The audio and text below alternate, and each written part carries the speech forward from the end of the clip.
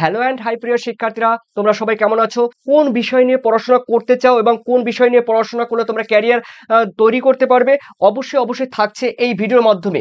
দেখো প্রিয় শিক্ষার্থী, তোমরা কিন্তু দেখো উচ্চ মাধ্যমিকে কে কি নিয়ে পড়াশোনা করবে অবশ্যই ভেবে রেখেছো। যদি ভেবে না রাখো তাহলে অবশ্যই এই ভিডিওটি তোমাদের জন্য। আর যারা ভেবেছো তারপর আমি তোমাদের বলবো এই ভিডিও দেখে নাও, অবশ্যই তোমাদের মধ্যে যেই কনফিউজড রয়েছে সেগুলো কিন্তু দূর হয়ে যাবে।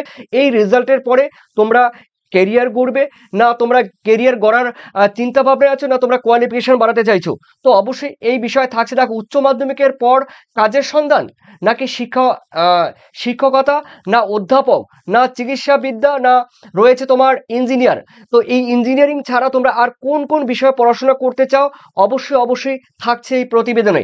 চলো সংক্ষেপে আমরা দেখে নিচ্ছি।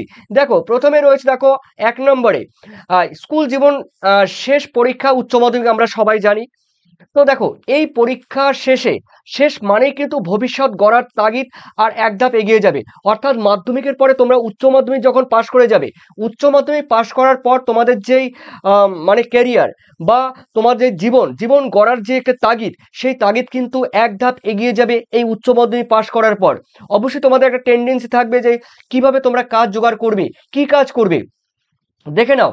দেখো কিন্তু এরপরেও কিন্তু কথাটি রয়েছে, কিন্তু কি নিয়ে পড়বে, কি ভেবেছো? দেখো কোন বিষয়ে পড়লে চাকরির সুযোগ রয়েছে, এই সব প্রশ্ন কিন্তু তোমাদের সব সময় অহরহ মাথার মধ্যে ঘুরপাক খায়, মাথা কিন্তু চারি দিয়ে ওঠে। তো ঠিক সেইভাবে আমি বলবো, দেখো প্রিয় শিক্ষার্থীরা, দুয়ে রয়েছে এই ভিডিওতে দেখো সবকিছুর প্রশ্ন সমাধান কিন্তু আমি তোমাদের করে দিচ্ছি। আর দেখে নাও উচ্চ মাধ্যমিক পাশের পর কে কোন বিভাগে ক্যারিয়ার গড়ার সুযোগ তোমাদের থাকবে।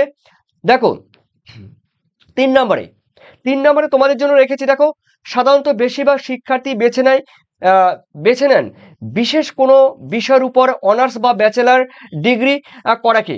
এই ডিগ্রি অর্জনের পর তোমরা দেখো ব্যাচেলার ডিগ্রি মানে অনার্স যারা রয়েছে, অনার্স কেউ করতে পারো, কেউ পাশে ভর্তি হতে পারো, কিন্তু আমি বলবো প্রিয় শিক্ষার্থীরা অনার্স, এই অনার্স বা সাম্মানিক বিষয় নিয়ে তোমাদের কিন্তু এখন একসঙ্গে কিন্তু অনার্স হবে না, একসঙ্গে কিন্তু অনার্স এবং যেটাকে বলা হয় তোমাদের কিন্তু মানে বিএড, ঠিক আছে, এখন কিন্তু পুরো 4 বছরের কোর্স। তোমরা র্যাঙ্ক ভালো করতে পারলে তোমাদের কিন্তু একবারে অনার্স পাস করে এবং বিএড কমপ্লিট করে 4 বছরের কোর্স তোমরা কিন্তু কমপ্লিট করতে পারবে।